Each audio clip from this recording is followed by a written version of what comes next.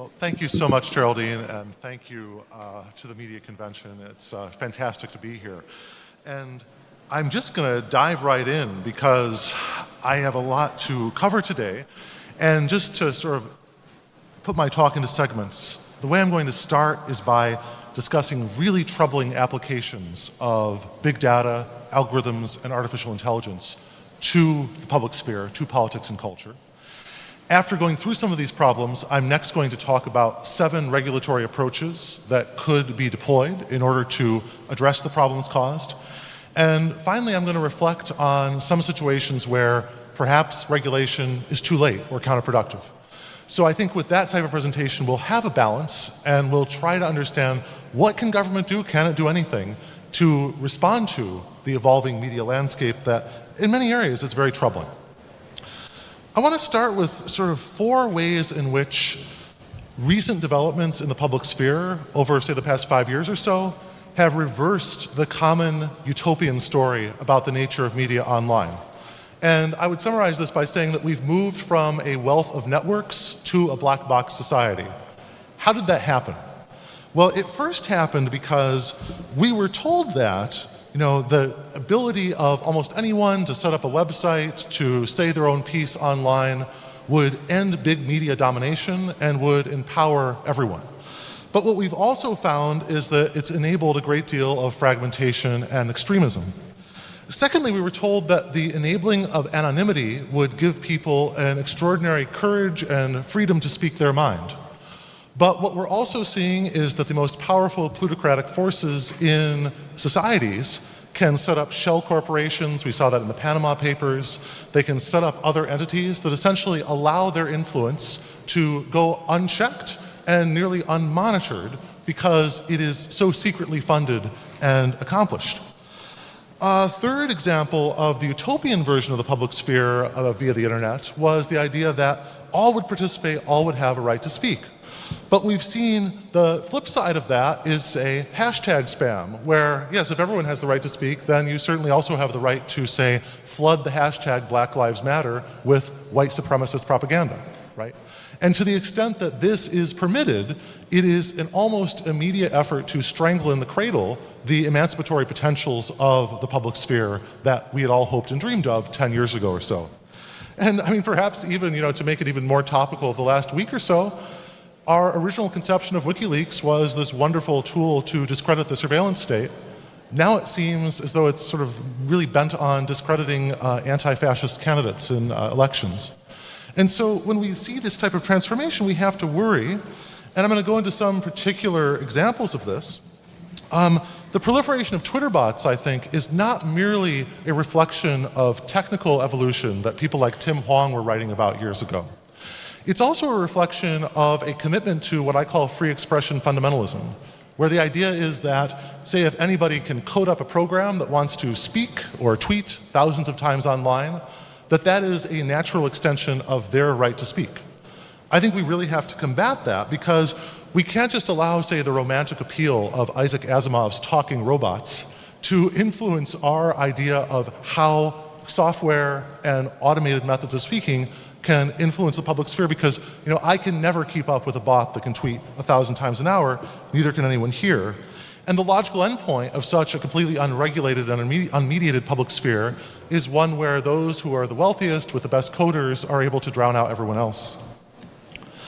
I'd also say that fake content on Facebook is a huge fundamental challenge to the idea of a marketplace of ideas ultimately enabling good, true speech to drive out the bad speech. In fact, what we're seeing is dark ads and personalization are directly targeting certain types of content to those who are most susceptible to it, and those who would dispute it will never see this content because it's in the dark. It's one of the themes of my book, The Black Box Society, that no one will be able to see this and counteract the speech because it's simply been so slightly targeted on such a personal level. And what's really scary, I believe, about this is that we have a problem of human subject experimentation in many social media. We have constant efforts at A/B testing to see what works, what doesn't, and this can just as easily be a way of accelerating propaganda as it is a way of accelerating truth. Now, a lot of sophisticated observers will ask you, why does this matter? who believes the fake news? Who actually believes that Hillary Clinton had 5 people killed during the election 2016, et cetera? Who would believe these other lies? Well, that does make some sense for a lot of the folks that run in, say, highly sophisticated, highly educated circles.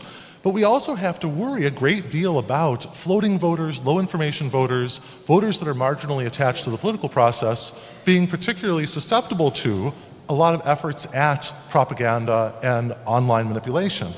And when we consider the possibility of low information voters being the key ones who decide an election, and I think you can think of this in your own experience, I mean, most people one knows, they know exactly what their political commitments are, but there are this sort of core of low information voters that could be really disproportionately influenced.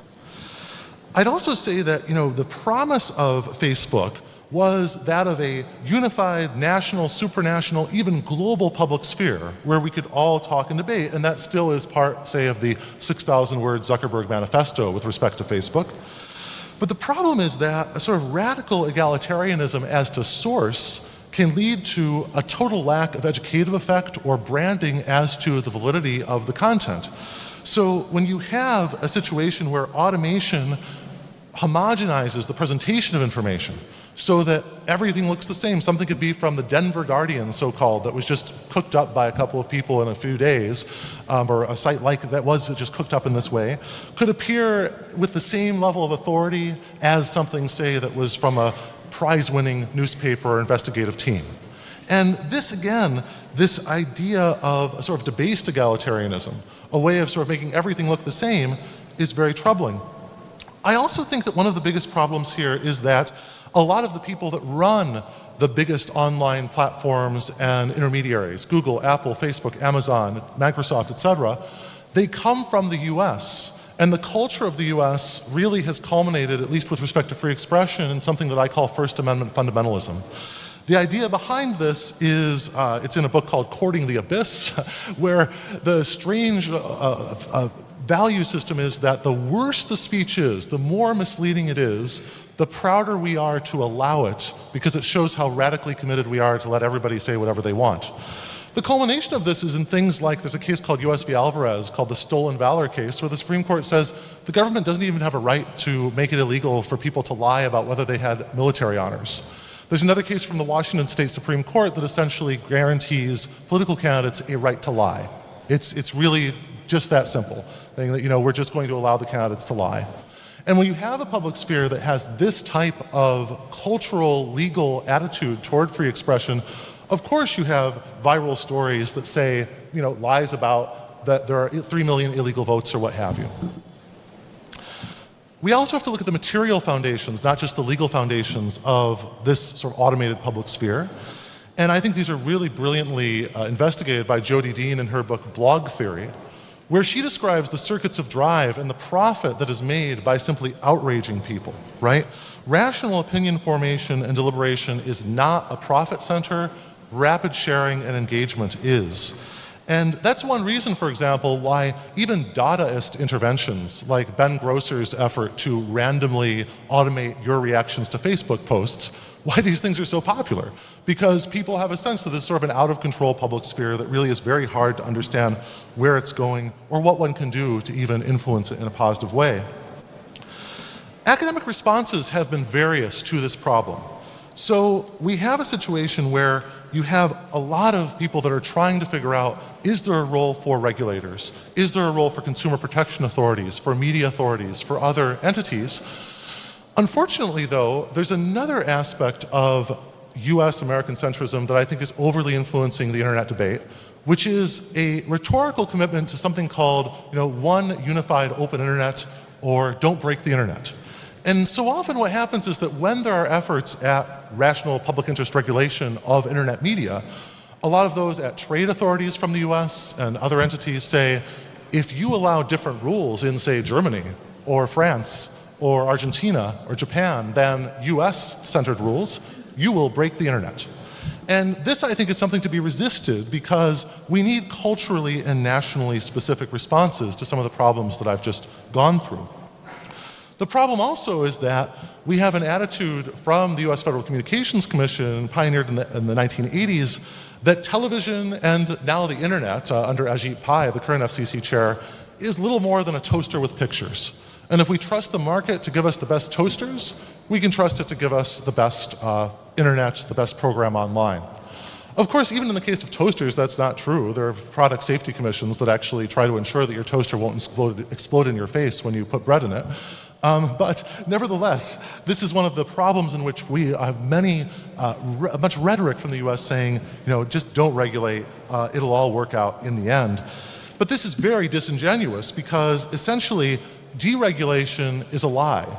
Once you deregulate by the state in a given area, you essentially cede power to massive corporations to be the de facto regulators. And in our case, especially the problems that we're discussing at this conference, this convention, Facebook and Google effectively are the regulators, but they're acting in regulatory ways without the normal modes of accountability, such as due process, public comment, public responsiveness, that are the hallmark of a legitimate regulatory authority.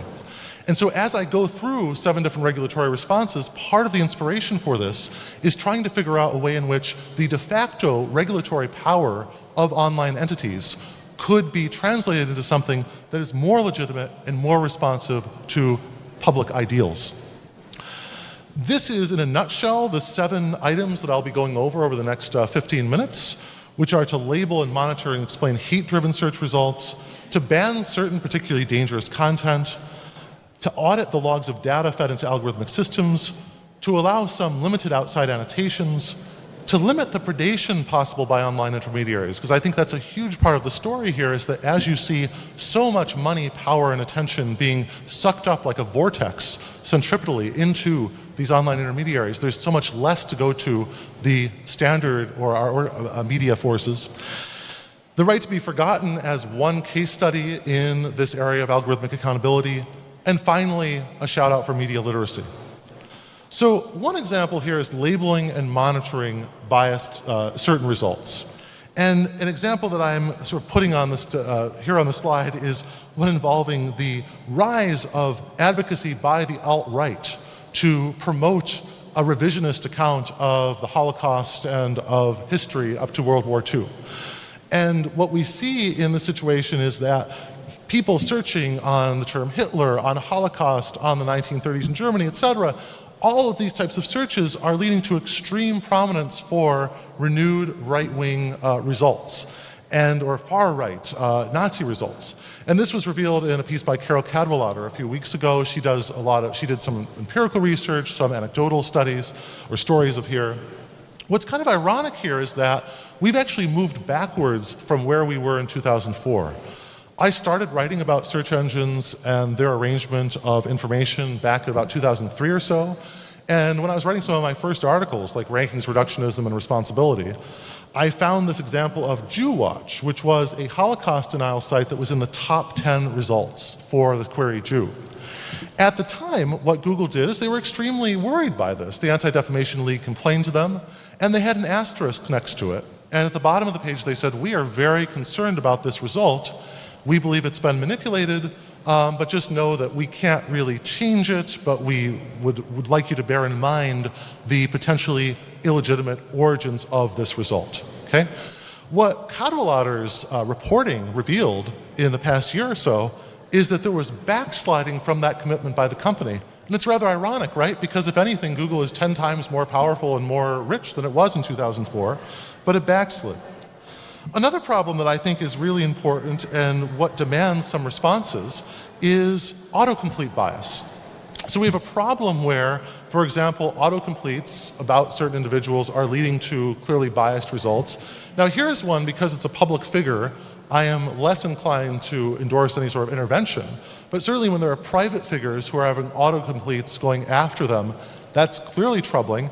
And secondly, when we have whole racial groups having autocompletes that are derogatory, that are troubling, that are deriding them, that is something we have to address. And I'm really looking forward to this forthcoming book by Sophia Noble, who has explored in great detail exactly what is going on in many of these algorithmic biases that show up in autocompletes, and has proposed some concrete ways in which large intermediaries can try to intervene to assure that there's not this kind of bias and influence. And certainly even governments that have anti-hate laws should seriously consider how far this could go, how far down the road we could go. I say this in particular because one of the most troubling terrorist incidents in the United States over the past 10 years or so was this man, Dylan Roof, went to a South Carolina predominantly African-American church and killed over 10 people. When asked why he did it, he said he had Googled black on white crime and saw all of these results that sort of led him to sites saying that there was an epidemic, a race war happening, where essentially there was a white genocide possible because of all of the black on white crime. Of course, these things are entirely spurious. They're all hate-driven. And so the idea is how, as society is committed to pluralism, to tolerance, and to diversity, we try to ensure that what we have committed to formally, what we commit to in education, is showing up in our online media because, to be frank, that's much more important to many people than many of the standard media educative outlets. That's how people really are connected to each other and connecting to the web. Now, another thing that I think is so important here is audit logs of the data fed into algorithmic systems. And I want to explain the significance of this with reference to a scandal that happened in the United States, or this bizarre situation, a story called Pizzagate, where essentially there were rumors based on, ostensibly based on some of the WikiLeaks releases, that there was a child sex ring at a popular pizzeria in Washington that was connected to the Democratic establishment. Again, entirely false. But it took some time to get to the bottom of it because the people who spread this news were savvy about sort of how they would disseminate it. If you had better audit logs, so we could better understand exactly where certain stories that are quite suspect originate, this one originated in a white supremacist tweet, this type of public regulatory understanding of the black box of these algorithmic systems could be crucial to rapid responses that happen before, say, in this example, a gunman goes to the site and starts firing shots and says, I just want to see what's really going on here, okay? This is where audit logs are really helpful. And they're also really helpful because we hear a lot from Silicon Valley lobbyists and other tech advocates that the current modes of ordering information on search engines and social networks are so complicated, law can never catch up. There was actually one machine learning expert that was quoted in a recent story that said, trying to explain how Google or other sites arrange information for you, for me as a computer scientist to explain that to you as a layman would be like trying to explain Shakespeare to a dog, okay? And I think it's very important that when we hear these metaphors, we push back immediately. And first we say, the story about Pizzagate, that's not Shakespeare, okay? And we secondly say, you cannot adopt the sort of condescending attitude that the computational sphere is itself automatically superior to modes of human self-interpretation and human understanding. But that is precisely the core normative value in most of the deregulatory efforts here. And one small pushback against this is to say, even if we can't necessarily understand or explain in a humanly relatable way how machine learning works on thousands of variables with thousands of parameters, we can at least have logs of data that are influencing certain results that we see on Facebook and Google, and we could try to isolate and try to find suspect sources of information. Those suspect sources of information could, for example, be part of the annotations on certain posts.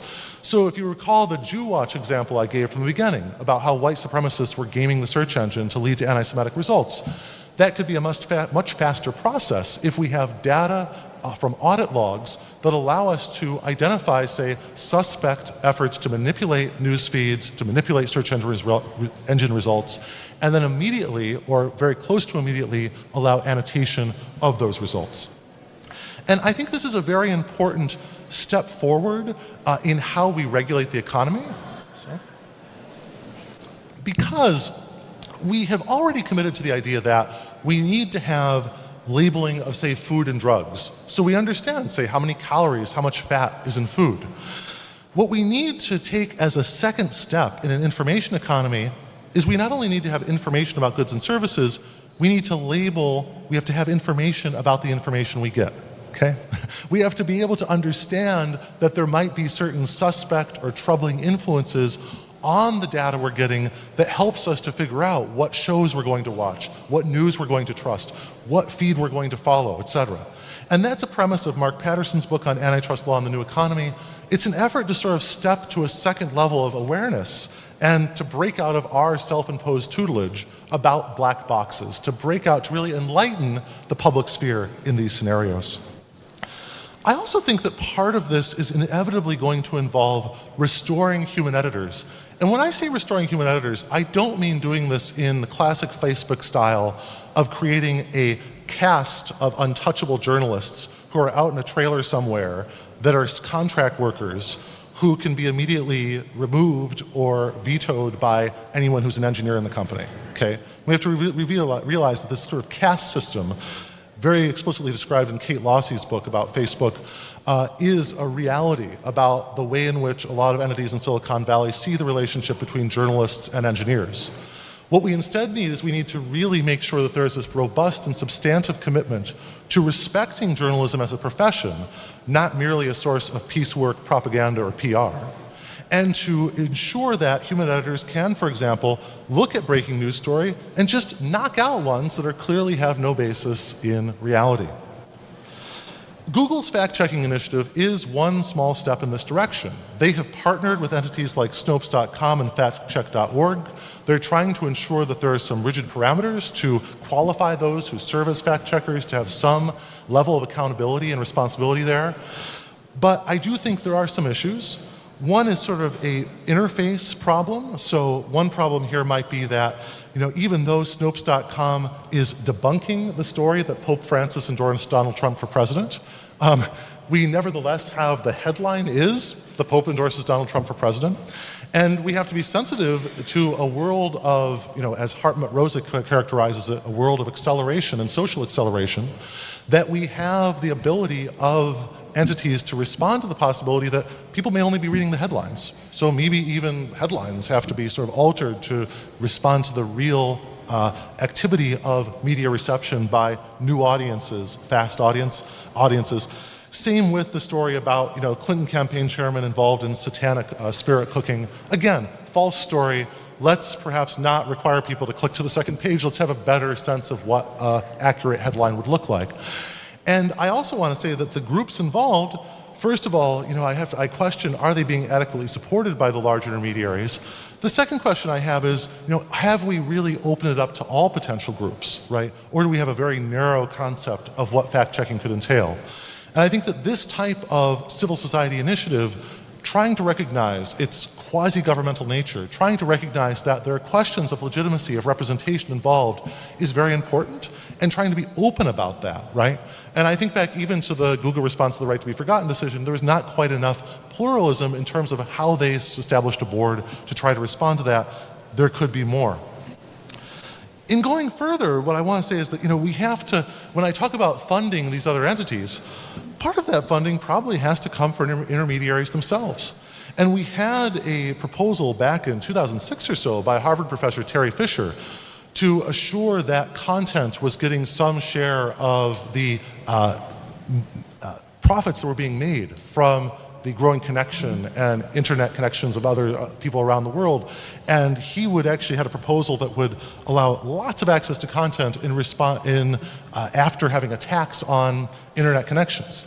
Now, of course, I think that is far too regressive a tax. I would make it a much more progressive tax. I think that is more than line of the vision of someone like Jaron Lanier, but he also has some other ideas about how to make sure that content is actually compensated.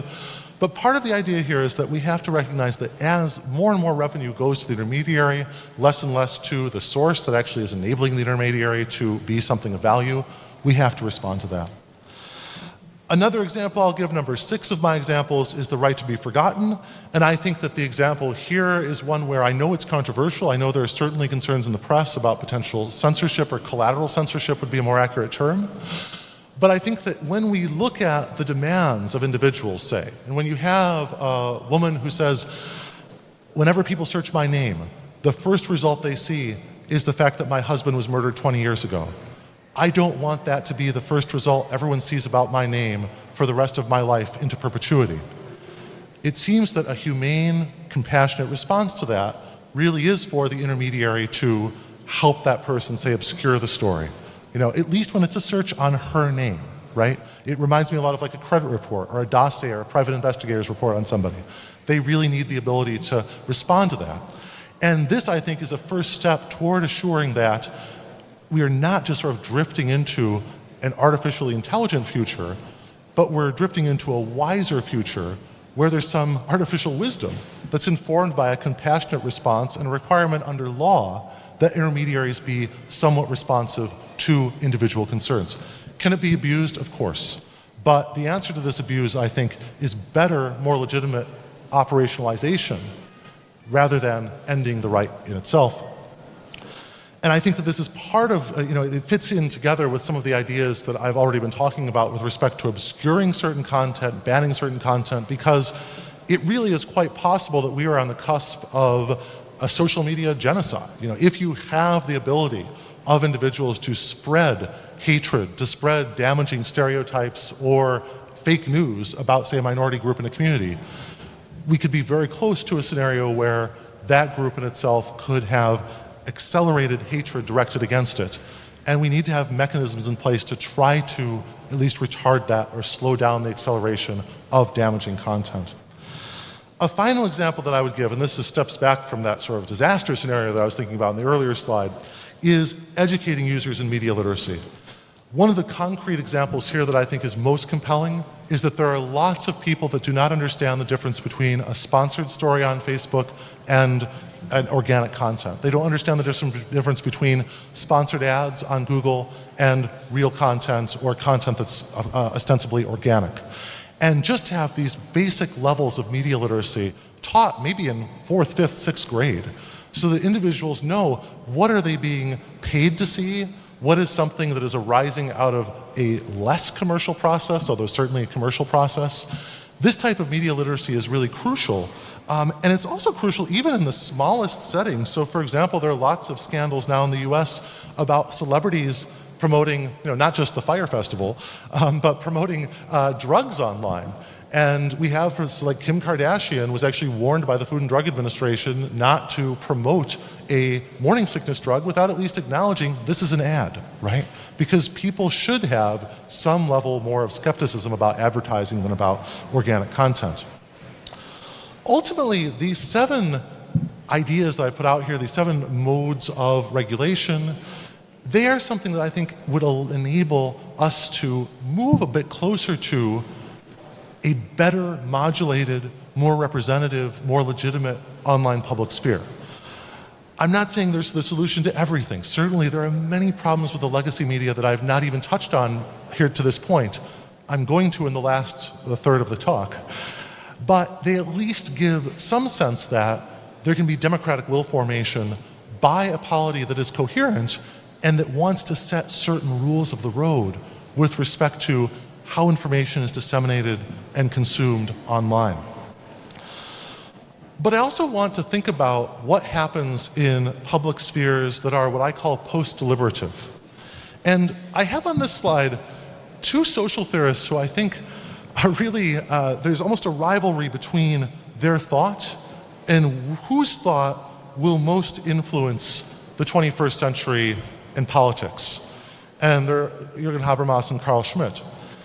And when we think about Jürgen Habermas's work over a lifetime, he has put forward an idea of an ideal speech situation and a public sphere based on rational will formation, on the unforced force of the better argument. And many people say, well, this is a pretty idealistic notion, right?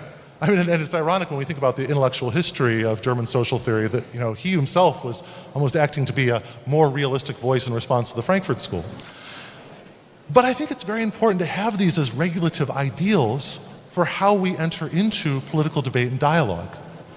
The alternative, of course, is the crown jurist of the Third Reich, Carl Schmitt's concept of politics, which is that politics is essentially a battle between friend and enemy. And we have to try to win, and we really have nothing to learn from the other. The other is the enemy. And why is this social theory relevant? Well, I think it's relevant because we should do a thought experiment about any reform that, say, is based on the concept of a filter bubble.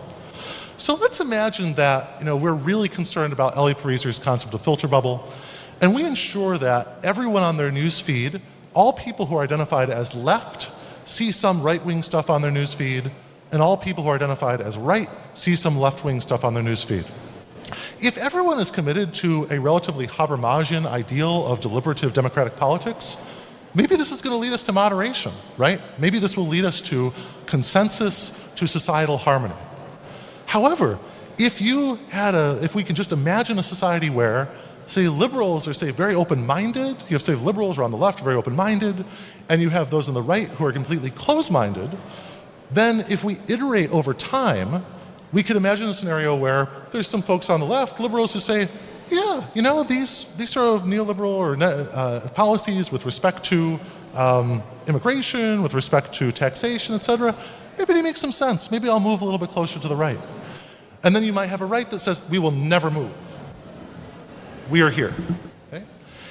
If you have this type of scenario, it's pretty easy to imagine what happens iteratively over time, right?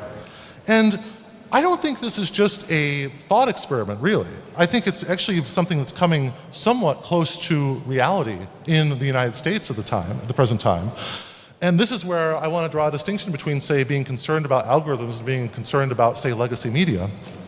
In a lot of the United States, we get sort of media that is presented. So, for example, in this slide, the jobless rate for 4 presidents is compared. And we're meant to assume that essentially Trump is one of the best of the 4 and Obama's the worst because after 3 months, look, Trump's fixed all the problems. It gets even worse where you have essentially 100 days job creation figures and you have, say, Trump again looking as the best person, the others not. If this is the media diet that is, say, being fed to one side of the political spectrum, and part of the filter bubble is a commitment to ensure that more and more people see this media diet, that, to me, would probably be a perversion of the fairness doctrine, right? Or at least one would not necessarily want to sign up for it. So I think we really have to think hard in the future about exactly what is the public sphere we're dealing with. Another example that I think is relatively telling, at least from the US context here, is if you look, for example, on free trade, on the left-hand side on this slide, there was a huge Republican shift on free trade. So at 2009, you had a relatively stable support for free trade. Once you had a candidate who was against it, suddenly against it. It's even more dramatic if you look at the Syria strikes, where you have, among the Democrats, say, a relatively stable opposition, roughly, to getting more Middle East adventures for the US. Whereas you have, among the GOP, 22% supporting the Democratic president, 86% supporting the Republican president. So again, the problem here is one of, if your model of public sphere regulation is one that presumes rational deliberation among large portions of the polity, and it seems as though there might be, say, portions of the polity that really don't want it, that are committed to a certain way of viewing the world, you've got to think very deeply about how that is either improving the public sphere or potentially not improving it, potentially deforming it and playing into the hands of one side or the other. My bottom line for this talk is that the US and free expression advocates really should not try to stop well-ordered societies from imposing reasonable consumer protection and competition regulation. I think that the 7 items that I went over earlier, that those could be quite helpful in assuring that places that have a relatively well-ordered and deliberative political system can maintain that, and how they could be used to nip in the bud certain forms of extremism or ways of undermining the political common understanding, the imaginary of politics, to use Charles Taylor's term, that undergirds robust democracies. But I'd also say is that after a certain amount of time, in some public spheres, there's essentially a loss of this common understanding. And in those public spheres, it's relatively easy to see the regulatory bodies being captured or regulation itself being put to ends that it was never intended for.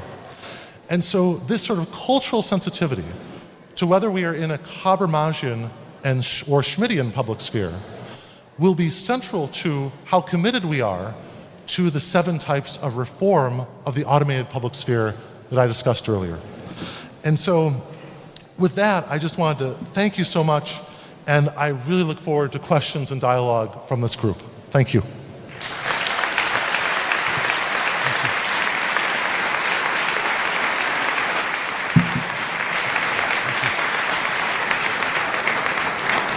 Thank you so much, Frank. We've left some time for questions, and I'm pretty sure there are going to be some. We have our ladies with the yellow t-shirts to come around and give the microphones to you. If you can give me and Frank a sign of hand if you'd like to raise a question or comment. There's one over there.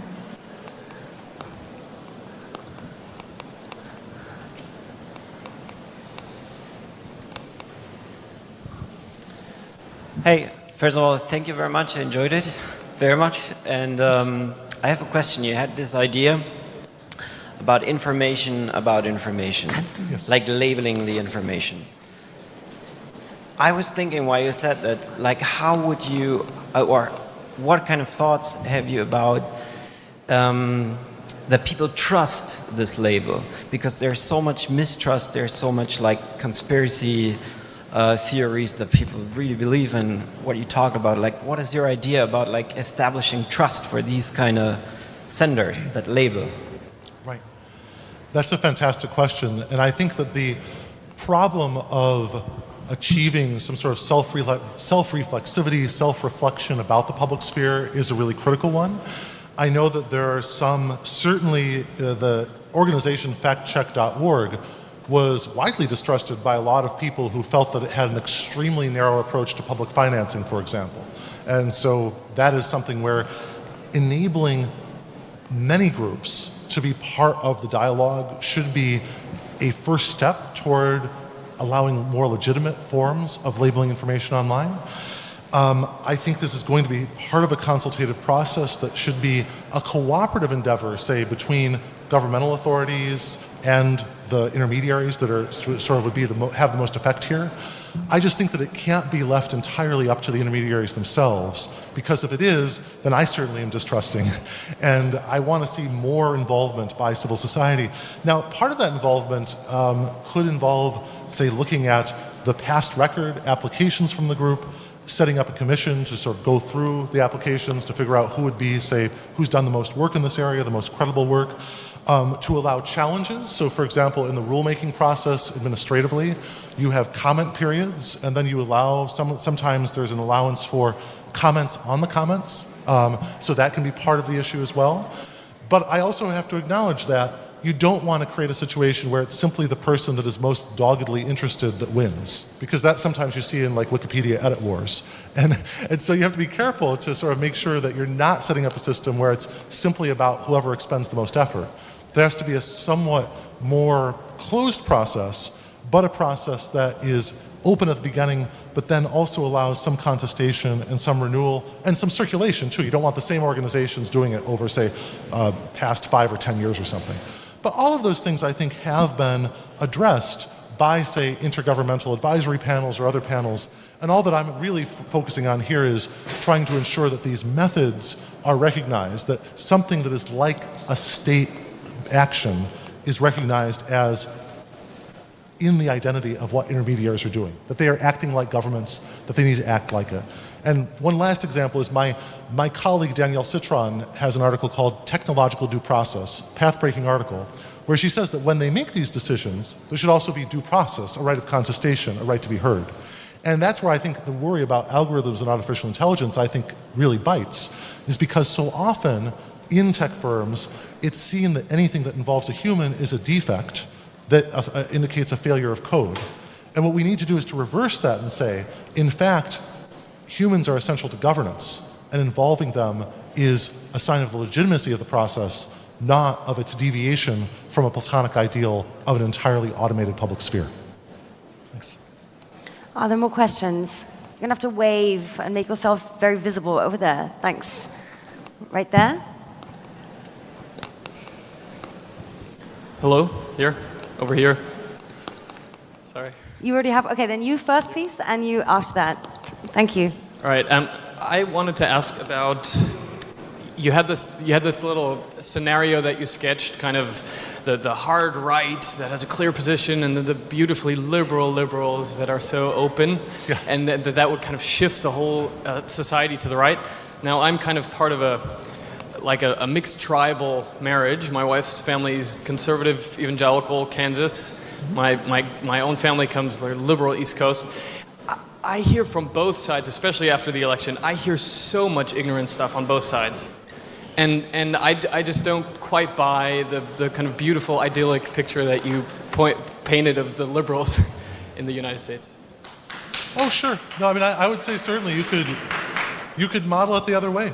But my point is basically the same about the filter bubble, right? You could model it the exact opposite way, and you could say, yeah, the society could go completely to the left. Maybe that's Venezuela. I don't know. I mean, that could be the society that goes, where there's one hardcore.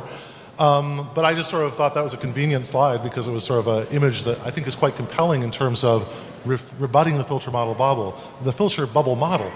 The bottom line is that democracy is fragile, and that if you don't have a real commitment to openness by all the major entities in a political spectrum, you really have to worry about that, and I think that is very troubling. So that's just the point. The point is that you have to have a general, beneath political commitments, you have to have sort of a Habermasian commitment, I think, to actually listening to the other. Over there. Yeah, hi. Good afternoon. My name is Craig Fagan. I'm with the World Wide Web Foundation, which was set up to basically keep the web an open and safe space for everyone. And obviously algorithms are key. As you use the term social media genocide, it's affecting how this vision is kept alive. But in a lot of your remarks, you focused on the US, which obviously is a good example. How have you seen this play out in other countries? Because one of the things that we're very concerned about is it's very much just as you're talking about Silicon Valley driving the agenda in the US, it's Silicon Valley driving the agenda in Lagos, in Delhi, in other countries where there isn't that type of, the concerns you talk about, the filter bubble, is on a totally different scale. And there's also a thing which I think you alluded to, which is around algorithmic harm, the idea that there is a social harm being created by algorithms, so we need to do something about it, which is similar to me in the concept of where the environmental debate, where the drive of the agenda in Germany or US is not going to be the same level of what's happening, again, in Nigeria or India. So I wanted to know how you're kind of looking at this broader spectrum and to bring it back to how you see these two things playing out in the debate in other countries. Thank you. Thank you. So I would say that one of the key messages of I think one of the first part of the talk, the ending, was that I am very worried that the US-centered view of the world is overly influencing international bodies that might misinterpret a culturally specific US idea of what free expression or free trade is in order to eliminate the possibility for many other countries to develop culturally, nationally specific responses. And just to turn the question around a bit, I guess I would say that perhaps my focus on US examples performatively embodies that attitude by indirectly confessing that that's what I'm familiar with, right? I don't read all of the German papers each day.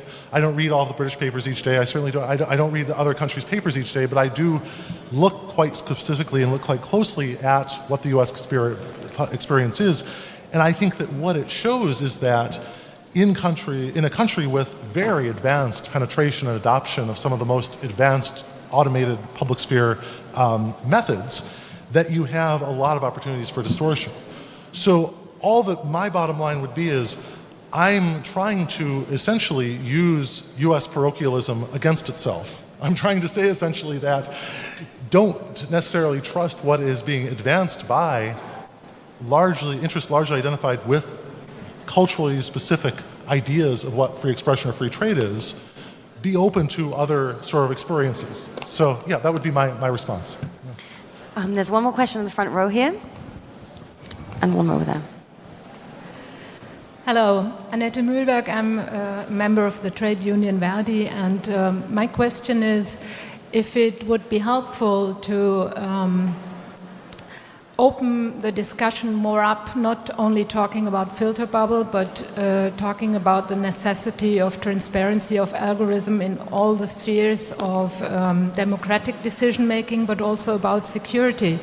I think we have to have much more transparency of algorithms in all the basic infrastructures.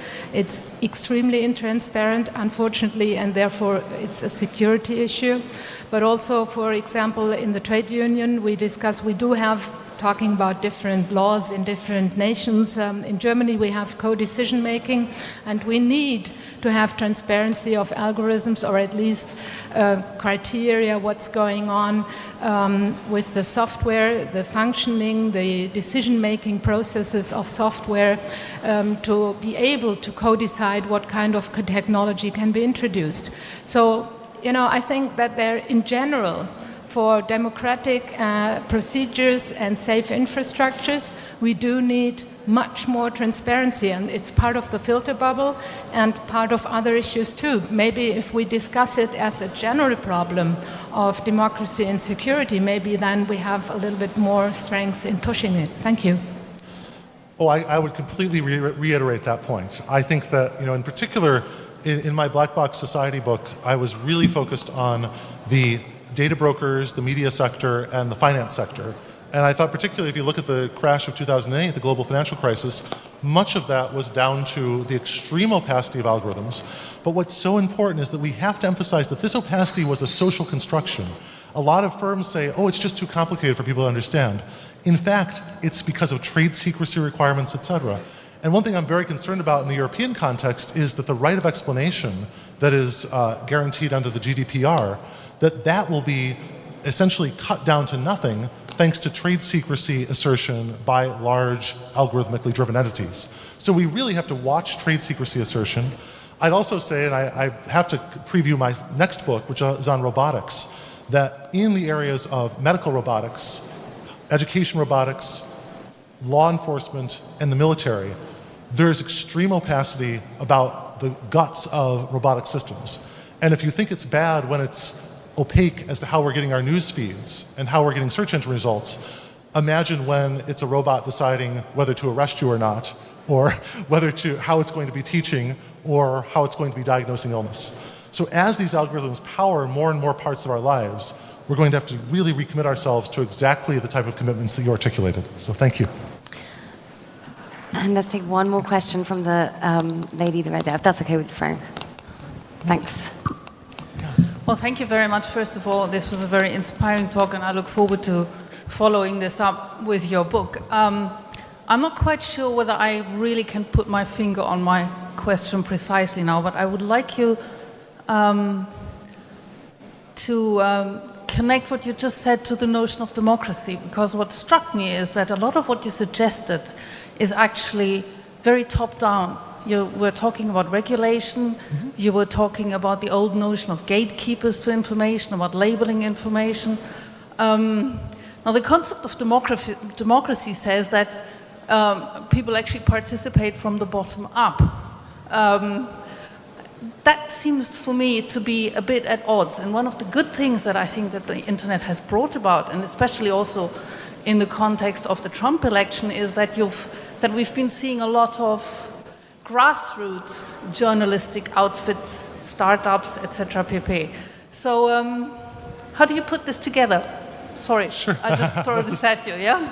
No, it's an excellent question. And I think that part of this approach that I'm putting forward in response set 1 with those 7 proposals for regulation or for even self-regulation, it was in some of them, it really is a plea for structure.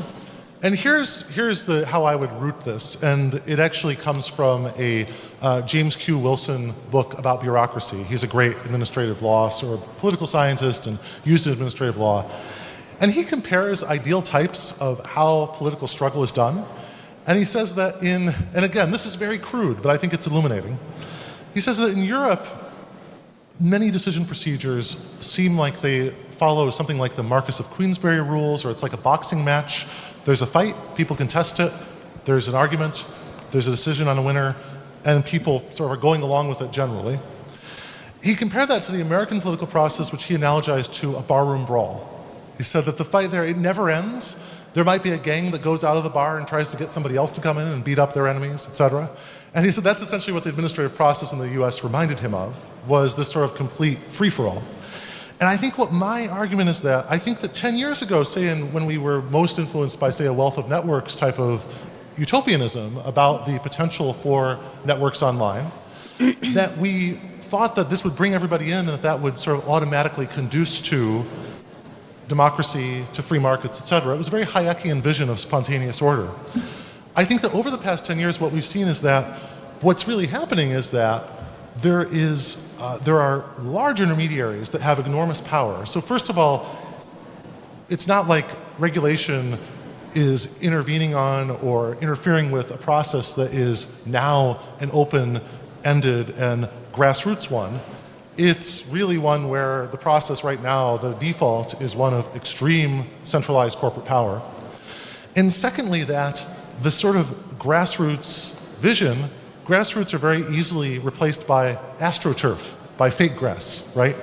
And so to even be supportive of a grassroots group, you have to have some concept of what's grassroots and what is, like the Twitter bots I showed, simply purchased time from very good coders or from others to manipulate the public sphere. And without that type of basic differentiation between authentic civil society institutions and fake ones that are essentially made up by manipulators, we're essentially discrediting all of civil society. It would be the same as if we allowed counterfeit money in circulation, right? Gresham's law says that counterfeit money, the bad money drives out the good.